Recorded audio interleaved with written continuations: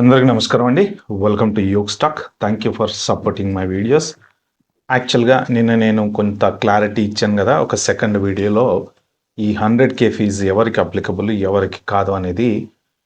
But still ఇంకా చాలా comments, చాలా కన్ఫ్యూజన్స్ వస్తున్నాయండి. మెయిన్ ఏంటంటే పాపం పేరెంట్స్కి చాలామందికి H1, F1, L1 ఇలాంటి గేమ్స్ ఇవన్నీ కొంచెం తెలియదు కాబట్టి వాళ్ళ పిల్లల గురించి టెన్షన్ పడతా పేరెంట్స్ కూడా చాలామంది కామెంట్స్ పెడుతున్నారు. But at the same time students కూడా ఇంకా కన్ఫ్యూజ్ అవుతున్నారు. యాక్చువల్గా ఈ కన్ఫ్యూజ్ కారణం ఏంటంటే వాళ్ళు ఇచ్చిన ప్రొక్లమేషన్కి వాళ్ళు చెప్పినటువంటి రీసెంట్గా వైట్ హౌస్ సెక్రటరీ చెప్పింది, ప్రెస్ సెక్రటరీ చెప్పింది, మళ్ళీ నిన్న USCISలో FAQ అని ఒకటి రిలీజ్ చేశారు. నేను దాని లింక్ కూడా మీ డిస్క్రిప్షన్లో కింద పెడతాను నేను. But still confusion. యాక్చువల్గా ఇది అటార్నీస్కే పెద్ద కన్ఫ్యూజన్. అటార్నీ వీడియోలలో కూడా వాళ్ళు కూడా ఇంకా still we are waiting for information అనేది చెప్తున్నారు. కానీ వాళ్ళకు అర్థమైన దాని ప్రకారం ఎవరైనా సరే ఇన్ఫర్మేషన్ షేర్ చేసుకుంటున్నారు. బట్ కొన్ని ఇంకా క్లారిటీ రావాల్సిందైతే ఉంది 100%. బట్ యాక్చువల్గా ఆ పర్టిక్యులర్ వీడియోలో నాకు ఇంకా చాలా కామెంట్స్ వచ్చినాయి. నాకు దాన్ని బట్టి అర్థమైంది ఏంటంటే చాలామంది పాప ఇంకా డార్క్లో ఉన్నారు, వాళ్ళకి ఏమీ అర్థం కావట్లేదు. ఎవరో ఒక particular viewer sir please visual presentation చేసి చెప్పండి సార్, మాకు కొంచెం క్లారిటీగా అర్థమవుతుంది అని చెప్పాడు అన్నమాట. అందుకని చెప్పేసి నేను ఒక పవర్ పాయింట్ ప్రజెంటేషన్ చేసి మీకు నాకు అర్థమైన భాషలో నాకు అర్థమైనవన్నీ నేను అక్కడ పెడతాను. మీరు దయచేసి 1-2-3 నెగిటివ్ కామెంట్స్ అయితే వస్తున్నాయండి. నువ్వు యూకేలో కూర్చొని చెప్తున్నావా, లేకపోతే నువ్వు రూల్స్ మార్చి పెడుతున్నావా, అది ఇదని. యూకేలో ఉన్నా, యుఎస్లో ఉన్నా, ఇండియాలో ఉన్నా, ఎక్కడ ఉన్నా న్యూస్ ఇన్ఫర్మేషన్ అనేది అర్థమయ్యేటట్టు చెప్పటం అనేది మనకి చేతనైంది. ఇప్పుడు TV9ని అడగలుగుతారా మీరు? ఎన్టీవీ వాళ్ళు ఇండియాలో ఉన్నారు కదా, ఎందుకు పెడుతున్నారు అమెరికా న్యూస్? అసలు ఆ కామెంట్ పెట్టిన వాళ్ళని నేను అడుగుదాం అనుకుంది ఏంటంటే, నువ్వు ఇండియాలో పుట్టి ఇండియా పెరిగి అమెరికాలో ఎందుకు జాబ్ చేస్తున్నావు? ఇండియాలోనే చేయొచ్చు కదా. ఇండియా పాస్పోర్ట్లో ఉన్నప్పుడు ఇండియాలోనే చేయాలి కదా, అమెరికాకి ఎందుకు వెళ్ళావు? ఇప్పుడు ఎవరు ఎక్కడ, ఇది స్వతంత్రం అండి, వరల్డ్ వైడ్. నాకు తెలిసిన నాలెడ్జ్ నేను షేర్ చేస్తున్నాను. ఫస్ట్ ఇది power point presentation. Trump proclamation 100,000 H1B petition free. Okay, చిన్న క్విక్ డిస్క్లైమర్ అండి. I'm not an attorney. నేను అటార్నీనో, కన్సల్టెంట్నో, లేకపోతే ఇమిగ్రేషన్ ఎక్స్పర్ట్నో కాదు. నాకున్న నాలెడ్జ్ ఏదైతే ఉందో నేను జస్ట్ అందరికీ కొంచెం హెల్ప్ చేయడం కోసం షేర్ చేస్తున్నా. కేవలం ఇది ఎడ్యుకేషనల్ పర్పస్ మాత్రమే. మీకు ఎటువంటి క్వశ్చన్స్ ఉన్నా, మీ వీసా రిలేటెడ్ క్వశ్చన్స్ ఉన్నా దయచేసి మీరు అటార్నీనైతే మీరు కన్సల్ట్ అవ్వండి, వాళ్ళ దగ్గర నుంచి ఆన్సర్లు తీసుకోండి. ఇది కేవలం ఎడ్యుకేషనల్ పర్పస్లో మీకున్న సిచ్యువేషన్ అండర్స్టాండ్ చేసుకోవడానికి మాత్రమే వాడుకోండి. హూ ఈజ్ ఎఫెక్టెడ్, ఇది యాక్చువల్గా చూశారు కదా ఇక్కడ ఫ్రీక్వెంట్లీ ఆస్క్డ్ క్వశ్చన్స్ అనేది ఇప్పుడు వీళ్ళు మెన్షన్ చేశారు. ఈ ఫ్రీక్వెంట్లీ ఆస్క్డ్ క్వశ్చన్స్ USCIS వాళ్ళు ఎందుకు రిలీజ్ చేశారంటే వీళ్ళే కన్ఫ్యూజ్ చేస్తున్నారు. ఫస్ట్ రోజు కామర్స్ సెక్రటరీ ఒకటి చెప్పాడు, తర్వాత నెక్స్ట్ రోజు వైట్ హౌస్ సెక్రటరీ ఒకటి చెప్పారు. ట్విట్టర్లో చెప్పినవి వ్యాలిడ్ అవుతాయా? కావు కదా లీగల్గా. తర్వాత USCISలో మళ్ళీ పెట్టారు, CBP వాళ్ళు పెట్టారు, ఇంతమంది పెట్టారు. స్టిల్ ఇంకా కన్ఫ్యూజ్ అయితే జరుగుతుంది. సో వీళ్ళు ఇచ్చినటువంటి కొన్ని FAQsలోంచి నేను ఎవరికి ఎఫెక్ట్ అవుతుంది, ఎవరికి ఎఫెక్ట్ కాదు అనేది చెప్తాను నేను నెక్స్ట్ స్లైడ్లో. ఫస్ట్ అసలు ప్రొక్లమేషన్ స్టార్ట్ డేట్ అనేది చూడండి. ఇక్కడ 21 సెప్టెంబర్ 2025 12:01 AM అండి ఇది స్టార్ట్ అవుతుంది. ఇది ఎక్స్పైరీ అంటే 12 months, ఓన్లీ 12 monthsకే ప్రస్తుతానికి. సబ్జెక్ట్ టు చేంజ్ అయ్యే ఛాన్స్ కూడా ఉందన్నమాట. సో ఎక్స్పైరీ డేట్ వచ్చేసి 21 సెప్టెంబర్ 2026 12:01 AM. ఓకే, ఈ 12 monthsకి ఇది ఎక్స్టెండ్ అవ్వచ్చు, అవ్వకపోవచ్చు. తర్వాత ఏం జరుగుతుంది అనేది మనకి తెలియదు. ప్రస్తుతానికి యాజ్ ఆఫ్ నౌ ఉన్న డేట్ ప్రకారం హూ ఈజ్ ఎఫెక్టెడ్. ఇప్పుడు దీంట్లో ఎవరు ఎఫెక్ట్ అవుతారు చూస్తే, individuals out side the US applying for a new H1B petition after 21 September 2025. ఎవరైనా సరే ఇండియాలో ఉన్నటువంటి వాళ్ళు అవుట్ సైడ్ ది US, మీరు స్టెప్ బై స్టెప్ వెళ్తా, మీరు కన్ఫ్యూజ్ కాకుండా జాగ్రత్తగా వినండి. మీరు ఇండియాలో ఉన్నారు, అమెరికా వెళ్దాం అనుకుంటున్నారు, H1 అప్లై చేద్దాం అనుకుంటున్నారు.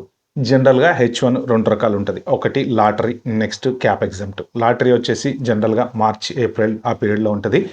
తర్వాత లాటరీ పిక్ అయిన తర్వాత వాళ్ళు అప్లై చేస్తూ ఉంటారు. October 1 నుంచి యాక్చువల్ H1B అనేది స్టార్ట్ అవుతుంది. ఓకే, ఇప్పుడు మీరు అవుట్ సైడ్ ది US ఉన్నారు, మీరు సెప్టెంబర్ 30థ్కో లేకపోతే అక్టోబర్లోనో లేకపోతే మీ క్యాప్ ఎగ్జామ్ట్ రూల్స్లో అప్లై చేద్దాం అనుకుంటున్నారు. ఓకే, ఈ రూల్ మీకు వర్తిస్తుంది. నెక్స్ట్ ఇయర్ ఎవరెవరైతే లాటరీ స్టార్ట్ అవుతుందో వాళ్ళు FAQలో క్లియర్గా మెన్షన్ చేసింది కూడా అదే అనమాట. నెక్స్ట్ ఇయర్ లాటరీ వాళ్ళకి మాత్రమే ఇది అప్లికబుల్ అవుతుంది అని చెప్పేసి. అంటే ఇప్పుడు మార్చ్ ఏప్రిల్లో లాటరీ వస్తుంది. ఆ లాటరీలో మీరు పిక్ అవుతారు. మీరు పిక్ అయ్యి H1 అప్లై చేసుకుంటారు. మీరు అవుట్ సైడ్ యునైటెడ్ స్టేట్స్, ఇప్పుడు నేను మాట్లాడేది కేవలం బయట ఉన్న వాళ్ళ గురించి అండి, లోకల్ వాళ్ళకి ఇంకా రాలేదు, వస్తా. అవుట్ సైడ్ యునైటెడ్ స్టేట్స్ ఉన్నారు కాబట్టి మీరు 100,000 ఫీజు కట్టాల్సిందే. ఎప్పుడు కట్టాలి అంటే to gain the access to United states. మీరు మీ పిటిషన్తో పాటు 100,000 కట్టి అప్లై చేసుకోవాలా, లేదు వీసా స్టాంపింగ్కి వెళ్ళేటప్పుడు అప్లై చేసుకోవాలా అనే దాని మీద క్లారిటీ లేదండి. ఓకే, ఇది మాత్రం కొంచెం కన్ఫ్యూజ్డ్ స్టేట్లోనే ఉంది. పిటిషన్ అప్పుడు జనరల్గా మనం $250 ఎక్స్ట్రా ఫీజు ఏదో వేశారు, తర్వాత అప్లికేషన్ ఫీజు ఇవన్నీ కడతాం. దాంతోపాటు వాళ్ళు 100,000 చెక్ ఇమ్మంటున్నారా, లేదు అయిపోయింది మీ స్టాంపింగ్ అయిపోయింది, ఓకే మీరు వద్దాం అనుకుంటున్నారు. యాక్చువల్గా నేను అనుకోవటం ఏంటంటే ఇది కేవలం నా థాట్ ప్రాసెస్ మాత్రమే. మీరు యుఎస్లో ఎంటర్ అవుదాం అనుకున్నప్పుడు అప్పుడు మీ ఎంప్లాయర్ ఎవరైతే ఉంటారో వెళ్ళి వాళ్ళకి 100,000 కడితే మీకు ఎంట్రీ ఛాన్స్ ఇస్తారు అని నేను అనుకుంటున్నా. But I could be wrong.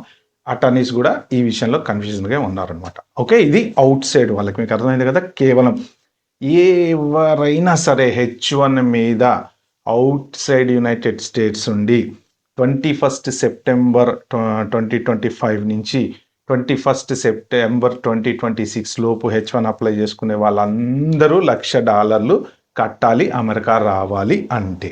Okay fine. Next, applicants in the 2026 H1B lottery petitions filed after the cutoff.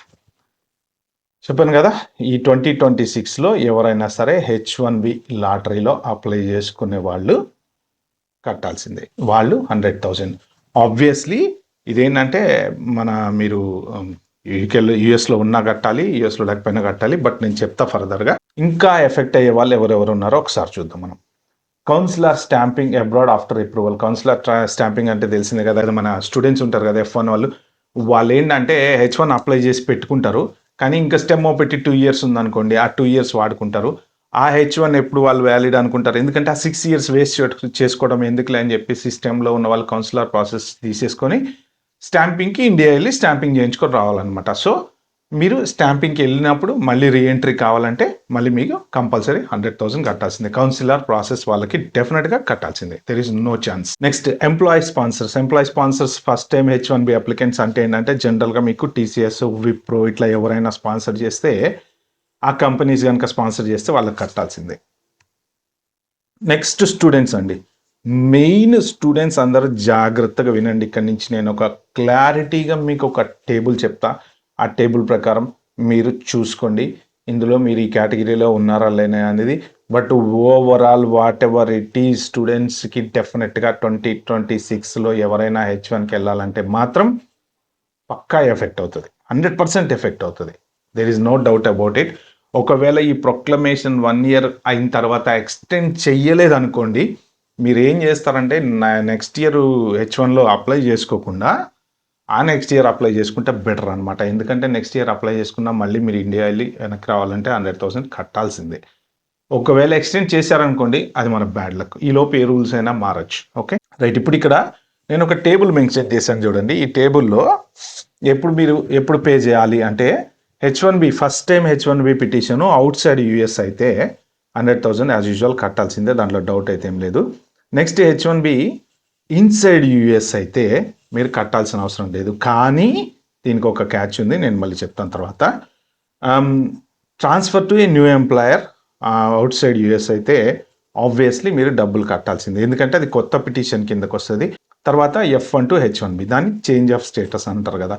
Change of స్టేటస్లో ఏంటంటే మీరు యూఎస్లోనే ఉండి జనరల్గా లాటరీలో అప్లై చేసుకుంటూ ఉంటారు కదా చాలామంది. అలా చేసుకున్నప్పుడు కానీ, లేదు యూఎస్లోనే ఉండి క్యాప్ ఎగ్జామ్ట్వి కొన్ని ఉంటూ ఉంటాయి కదా, ఏది మన యూనివర్సిటీలో ప్రొఫెసర్లో లేకపోతే అలాంటి జాబులకు మీరు అప్లై చేసుకున్నా కానీ, అలాంటప్పుడు కూడా ఇన్సైడ్లోనే ఉండి మీరు H1 అప్లై చేసుకుంటే కనుక మీకు ఈ రూల్ అయితే వర్తించదు. బట్ అగైన్ మీరు ఆ రూల్లో ఉంటారు, కానీ అప్పటికప్పుడు కట్టాల్సిన అవసరం లేదు. Next F1 to H1B change of status outside the US. ఇది very rarest in the rare case అండి. ఎందుకంటే చదువుకున్న వాళ్ళు ఆబ్వియస్లీ అక్కడే కంటిన్యూ అవుతుంటారు. ఓపీటీనో స్టెమ్మో పెట్టినా కానీ కేసు ఒకవేళ మీరు కనుక ఇండియా వెళ్ళిపోయి అక్కడికి వెళ్ళిన తర్వాత రియలైజ్ అయ్యి H1 అప్లై చేసుకుందాం అనుకుంటే ఈ రూట్ అనమాట. But very rarest in the rare. Okay, వీటన్నిటి పాసిబిలిటీస్లో మీరు ఒక్కసారి టేబుల్ చూస్తే కనుక F1 to H1 కానీ H1 కానీ మీకు ఎప్పుడు ఫీజు అప్లికబుల్ అవుతుంది అంటే when you leave and come back. Okay, fee applies only if leaving. Okay, మీరు ఇన్సైడ్ ది యునైటెడ్ స్టేట్స్ గనక ఉంటే మీరు మళ్ళీ వెళ్ళి వెనక్కి రావాలంటే మాత్రమే 100,000 కట్టాలి. లేదు ఇక్కడే కంటిన్యూ అయిపోతా నేను తర్వాత నాకు ఏమైనా పర్లేదు ఇండియా అనుకుంటే మాత్రం మీరు ఆ 100,000 రూల్లో ఉన్నా కానీ డబ్బులు కట్టకర్లా. ఓకే, ఇది బోర్డర్ ఎంట్రీకి సంబంధించినటువంటి ప్రొక్లమేషన్. నెక్స్ట్ ఇంకా మనం ఎవరికి ఎఫెక్ట్ కాదో చూద్దాము. సో మీరు టెన్షన్ పడకుండా ఉండాల్సిన వాళ్ళందరి లిస్ట్ అనమాట ఇది. ఎవరికి ఎఫెక్ట్ కాదు, existing H1B holders with the visa issued before September 2025. అంటే మీరు 2025 లాటరీలో వీసా అప్లై చేశారు, మీరు అప్రూవల్ అయినా కాకపోయినా మీ పిటిషన్ USCIS దగ్గర ఉన్నా, ఒకవేళ రిఫరల్ బై డిలే అయినా ఏదైనా సరే మీరు 21st లోపు మీరు సబ్మిట్ చేసేస్తారు కదా మీ application. So relax. Next extensions, renewals. ఈ ఎక్స్టెన్షన్స్ రెన్యువల్స్కి అవసరమేం లేదు, వాళ్ళు సేమ్ కంపెనీతో ఉంటారు కాబట్టి.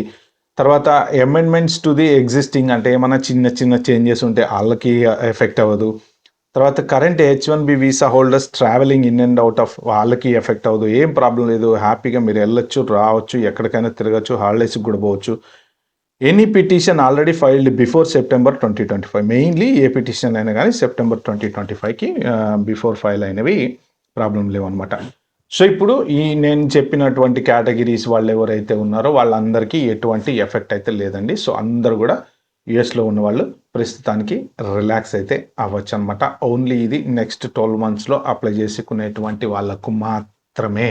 అన్ని కవర్ చేసాం కానీ ఇంకొక పాయింట్ మర్చిపోయాం కదా, వెరీ ఇంపార్టెంట్ పాయింట్, చాలా మంది వెయిట్ చేసేటువంటి పాయింట్ ఏంటంటే, వీళ్ళకి కూడా దాదాపుగా కన్ఫ్యూజన్ ఉన్నటువంటి పాయింట్ ఏంటంటే ఎంప్లాయ్మెంట్ ట్రాన్స్ఫర్స్.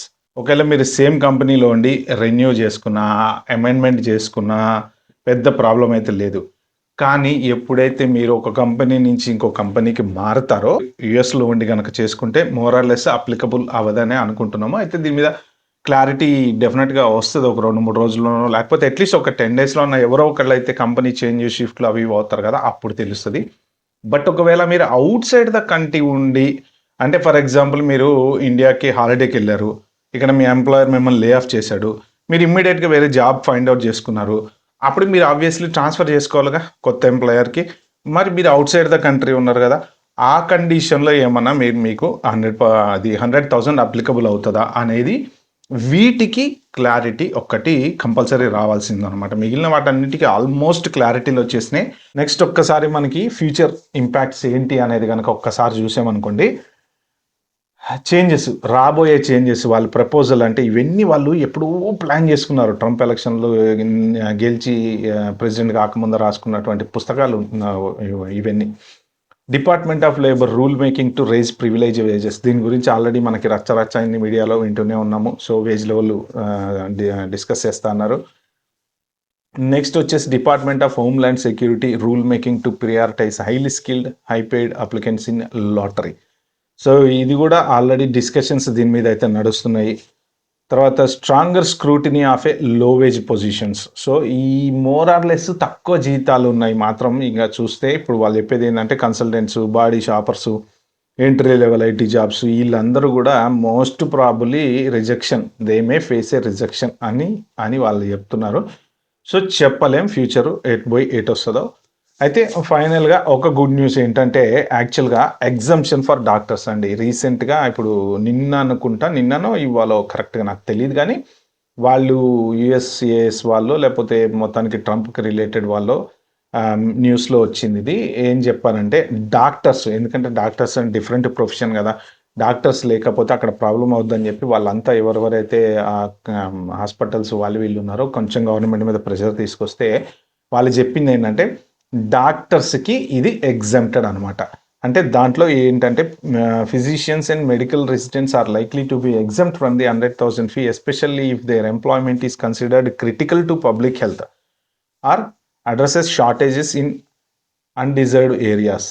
అది దీనికి కూడా డిస్క్లైమర్ ఇస్తున్నా, మీరు మళ్ళీ అటార్నీతో చెక్ చేసుకోండి. నా మాట నమ్మకండి, నాకు తెలిసింది నేను న్యూస్లో ఉన్నది మాత్రమే నేను ఇక్కడ ప్రజెంట్ చేశాను మీకు. ఓకే ఫ్రెండ్స్, ఇంకా ఇది ఇంతే. ఈ వీడియో ఇప్పటికే చాలా డ్రాగ్ అయింది, తిట్టుకునే వాళ్ళు చాలామంది ఉన్నారు. ఎందుకంటే ఇంత లెంగ్తీ వీడియోలు పెడితే ఎలా సార్ అని. బట్ డీటెయిల్గా చెప్పాలంటే లెంగ్తీ వీడియోలో పెట్టాలి, నేనైతే ఏం చేయలేను. మరి హోప్ మీకు అందరికీ అర్థమైంది అనుకుంటాను. ఇది ప్రస్తుతానికి ఈ వీడియో. Okay, bye bye, enjoy and wait for the next video.